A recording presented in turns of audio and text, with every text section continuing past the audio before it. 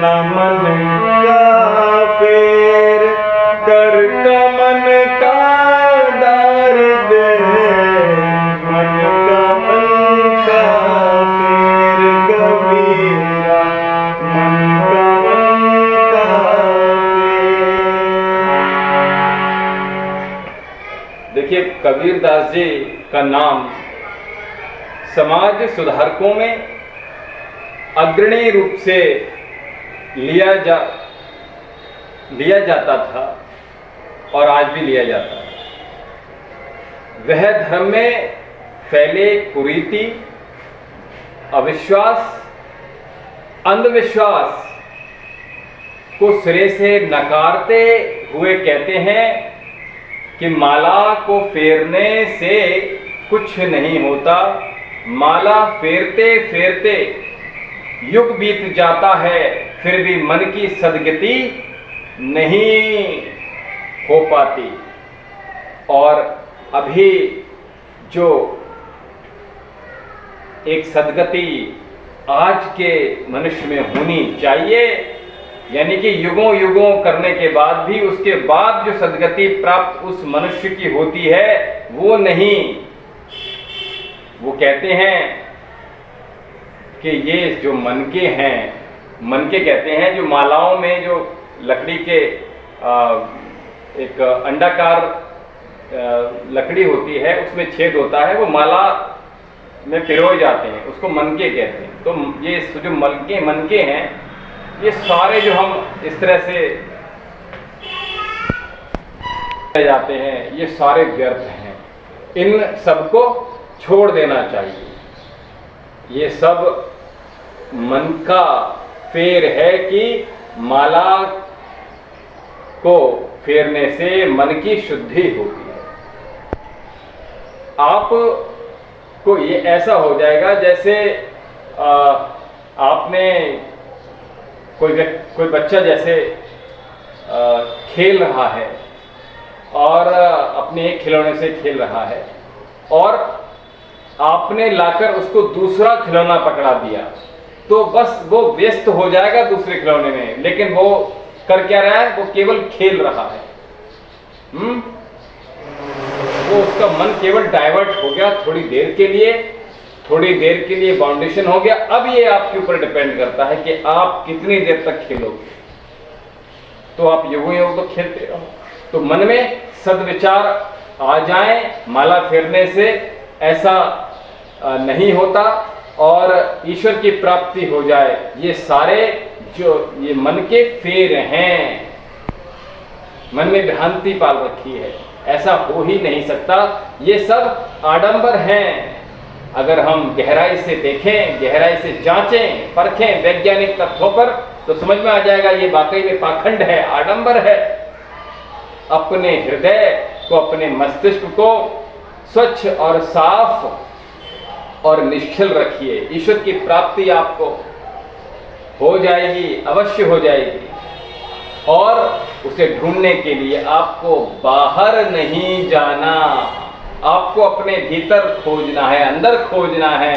ईश्वर आपके भीतर ही विराजमान है, अंदर विराजमान है, बस उसे समझने की आवश्यकता है, ढूंढने की आवश्यकता है। और आजकल समाज में इतनी कुरीतियां हैं, इतनी बढ़ गई हैं कि जिसे देखो उसे एक नए दशक में आप देखोगे कि आज कोई नए भगवान पूजे जा रहे हैं तो कल को कोई नए भगवान पूजे जा रहे हैं। ऐसा केवल हिंदुओं में नहीं है, ऐसा तुर्क में भी है, मुसलमानों में भाई में भी है। वो कहते हैं कि मूर्ति पूजा नहीं करनी चाहिए, लेकिन पत्थर को चूमने का, इतने छोटे पत्थर को चूमने का प्रथा उनकी कब से चली आ रही, मान्यता है, उन्होंने मानक बना रखा है। तो उसको हजारों चुम्बन उस पर लग गए। आपने एक प्रतीक माना ना उसे, ऐसे ही हमारे हिंदू भाई भी मूर्ति को एक प्रतीक माना ना उसको। तो ना तो उस वहां से आपको कुछ प्राप्त हो रहा है और ना कुछ वहां से होगा, दोनों ही है।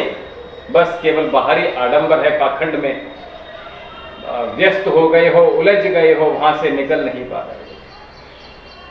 बहुत से ऐसा करते हैं कि कलावा बांध लो, बहुत से कहते हैं कि कोई मंत्र फूंक दो, कोई जल फेंक दो, और इन सब चीज़ों से कोई आपके भीतर कोई लौ जल जाएगी, ऐसा कुछ नहीं होता।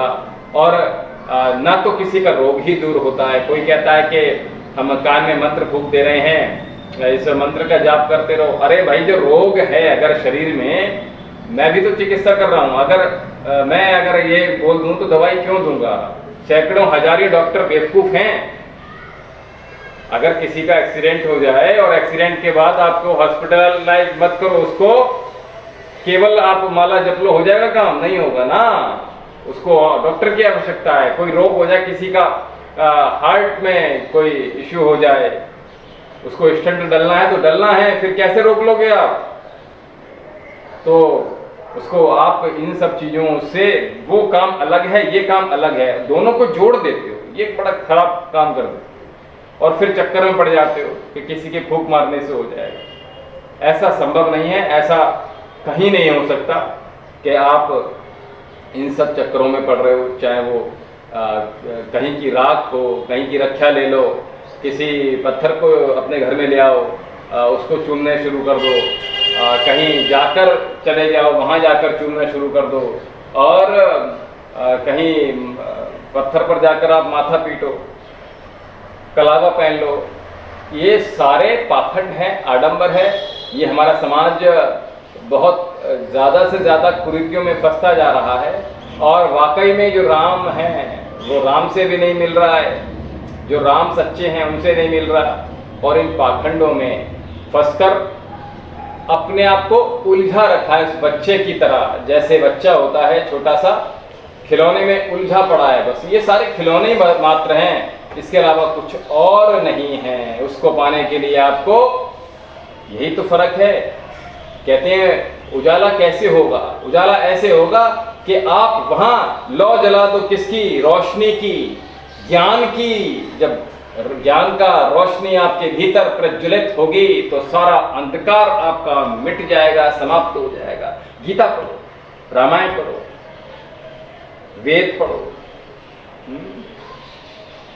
पुराण पढ़ो, आपको कुछ ना कुछ अवश्य मिलेगा।